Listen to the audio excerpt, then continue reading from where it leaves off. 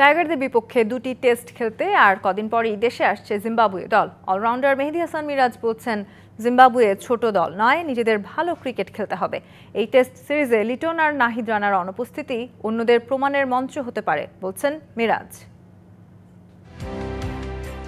বৈশ্বিক আসরগুলোর পরেই কেন যেন বাংলাদেশের সিরিজ থাকে জিম্বাবুয়ের বিপক্ষে।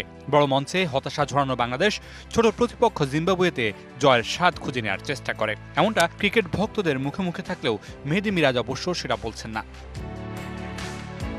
আন্তর্জাতিক ক্রিকেটে ছোট দল বলে কিছু নেই মনে করেন এই অলরাউন্ডার।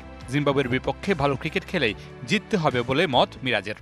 আপনি দেখেন যে ইন্টারন্যাশনাল ম্যাচ কিন্তু সবসময় টাফ হয়, আপনি যে টিমের সাথেই খেলেন না কেন, আর বড় টিম ছোট টিম এরকম না, পারফর্ম করলে অ্যাট দ্য সেম টাইম কিন্তু আপনার ইন্টারন্যাশনালি কাউন্ট হবে। এই টেস্ট সিরিজে লিটন কুমার দাসকে হয়তো পাওয়া যাবে না, খেলতে যাবেন PSL A.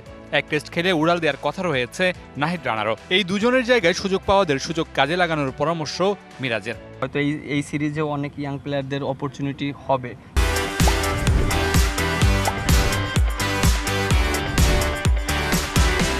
But at the same time তাদের পারফর্ম করাটা খুব ইম্পর্টেন্ট, কারণ আপনি দেখেন যে আমাদের মোস্ট যারা সিনিয়র প্লেয়ার তারা কিন্তু অলরেডি রিটায়ার্ডে চলে গেছে এবং আস্তে আস্তে দায়িত্বটা আমাদের নিতে হবে এবং যারা আছে তাদের পারফর্ম করতে হবে। বাংলাদেশ সবশেষ টেস্ট খেলেছে ওয়েস্ট ইন্ডিজে গত বছরের ডিসেম্বরে। নিয়মিত ক্যাপ্টেন শান্তর অনুপস্থিতিতে মিরাজের অধিনায়কত্বেই বাংলাদেশ জিতেছিল সেই টেস্ট।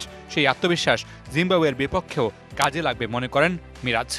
যেহেতু আমরা ওয়েস্ট ইন্ডিজে খুব ভালো ক্রিকেটটা শেষ করেছি টেস্ট ক্রিকেট, এবং কিছু প্লেয়াররা খুব ভালো ক্রিকেট খেলেছে, ডমিনেট করেছে, সো ওই কনফিডেন্টটা অবশ্যই আমার কাছে মনে হয় কাজে লাগবে। Mamunur Rashid, DBC news, Dhaka.